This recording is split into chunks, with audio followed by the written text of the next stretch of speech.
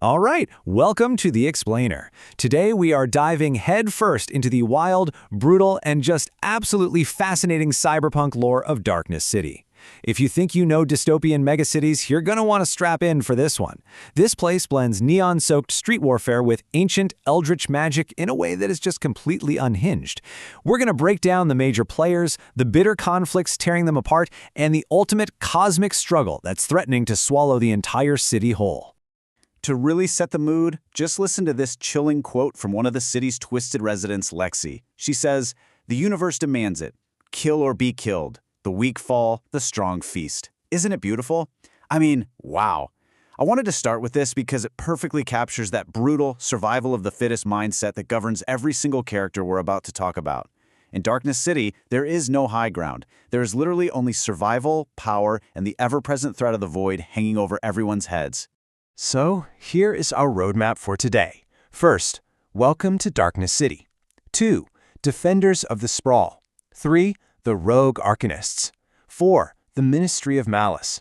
5. A Web of Blood Feuds. And finally, 6. The Cosmic Void Awakens. Let's get right into it. Section 1. Welcome to Darkness City, a metropolis of neon and nightmares. So what exactly is this place? By definition, Darkness City is a sprawling, cyberpunk metropolis fractured by ancient elven magic, cursed woods, and an underlying cosmic void that feeds on the desperation of its inhabitants. The big takeaway here is how this crazy blend of modern tech, fiber optic spine ports, plasma blasters, the whole 9 yards, crashes headfirst into ancient, bloody magic. It creates an absolute pressure cooker. You could literally have a sleek corporate skyscraper sitting right next door to a haunted, blood-soaked forest. And our characters have to navigate this deadly geography every single day. First off, you've got the Red Light District, a neon-soaked hub of absolute chaos where violent rampages are basically a nightly occurrence. Then there's the Cursed Woods, which is exactly as bad as it sounds, filled with twisted, oil-bleeding trees hiding some seriously dark rituals. Oh, and don't forget Hollow Ground, a cursed pumpkin patch that literally feeds on the souls of anyone foolish enough to trespass. Meanwhile, hiding in plain sight, you have the Hawthorne University Library. It looks like a normal Gothic facade, but it actually conceals the ancient elves' arcane vault. Okay, moving on to Section 2. Defenders of the Sprawl. The Light Elves and the Lion. This so-called defending alliance is a massive mess of absolute chaos and strict order, just barely held together to fight the city's rot. First, you have Sigrid. She's a wildly erratic light elf who blasts plasma energy and, get this, can sprout up to 16 extra cyber arms when she gets stressed out. Her foil is Diana, who is pragmatic and sharp-witted. She uses her banshee heritage and probability tracking to keep things somewhat grounded. Then there's Ella, a fiercely loyal feline shapeshifter acting as their scout. And overseeing the streets, that's Volley, a massive stoic lion-headed felinoid who wields a starlight bow and strictly enforces the rules of the urban jungle. Now, there is a super interesting archetypal contrast here between Sigrid's unhinged energy and Volley's steadfast discipline. Sigrid is highly volatile. She literally hallucinates evil rabbits stealing her things, and she relies on chaotic plasma blasts to just brute force her way through problems. Volley, on the other hand, is deeply stoic. He relies entirely on the rules of the jungle, using rigid order and his immense physical power to beat civility into the streets. They're technically on the same side, but their methods? Yeah, they couldn't be further apart. Section 3. The Rogue Arcanists, Magic Unbound. Let's look at the wild cards. These two operate completely outside the rigid structures of the Light Elves. First is Alyssa, a witch-like dark elf with charcoal skin. She operates like this terrifying pyrotechnic street samurai, wielding plasma katanas to burn the lives of the city's cults to ash. Her companion is Natalie, a childlike, plant-based mage with a seriously sinister edge. She controls carnivorous vines, carries a creepy cursed doll named Misha, and uses horrifying methods for her own twisted sense of justice. For example, using her roots to wrap her enemies up into what Alyssa jokingly calls an evil burrito. They fight evil? Sure, but they absolutely use fear and darkness to do it. Which brings us to Section 4. The Ministry of Malice. The Architects of Suffering. This faction right here represents the absolute worst of Darkness City. They seamlessly combine dark elven magic with cruel cyberpunk augmentations. At the top is Michael Flowers, a pristine, highly narcissistic cult leader orchestrating undead Draugr rituals and demanding absolute obedience.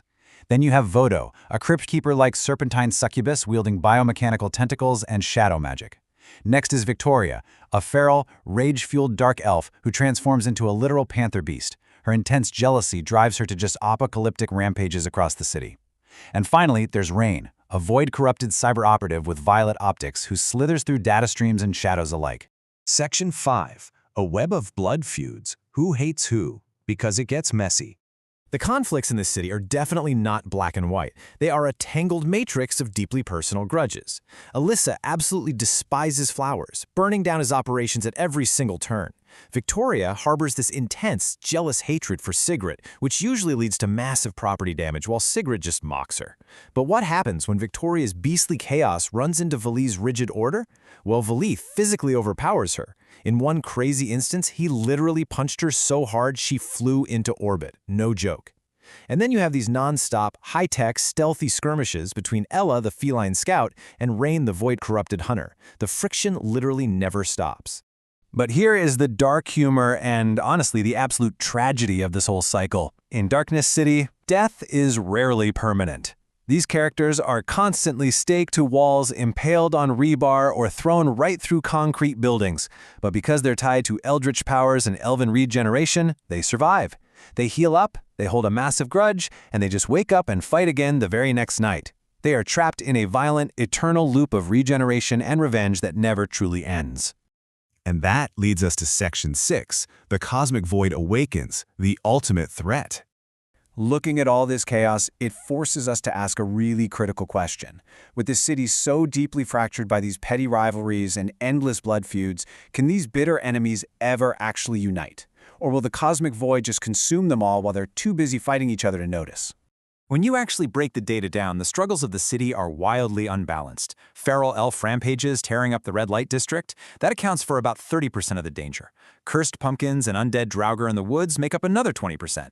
But a massive 50%, literally half of the existential threat to the city, is the cosmic void and the Leviathan entity. While the street brawls are daily nuisances, it's this looming cosmic horror that poses the actual threat of total, utter annihilation. And the conduit for this apocalyptic threat is often artifacts, like the Black Egg. This thing is an ancient, pulsing cosmic vessel tied directly to the Leviathan. It actively corrupts souls, twists flesh into grotesque new forms, and threatens to drag all of Darkness City into eternal nothingness. Items like this, or the Dragon's Blood Amulet, are the real dangers here. They act as conduits for an unspeakable cosmic horror that makes the gang wars look like absolute child's play. Which leaves us with this final thought. The shadows always return, hungrier than before. In a city built on curses and cybernetics, where petty grudges outlast death itself, will the defenders of Darkness City ever break their cycle of violence to face the real enemy? Or are they all destined to just become another whisper in the void? It is a doomed, fascinating metropolis, and I really hope this explainer helped you untangle its incredibly dark web. Thanks so much for joining me today, and I'll see you next time.